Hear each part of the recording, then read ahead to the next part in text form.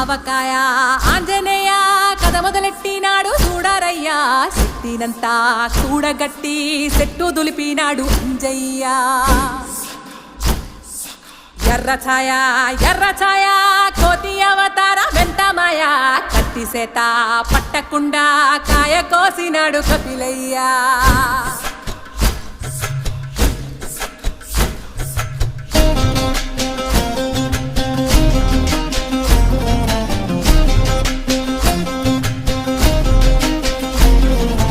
అంజనమ్మ ముందు పంజుల్ పుంజుల్ సీడి మామిడి ముక్కలు కుప్పల్ తెప్పల్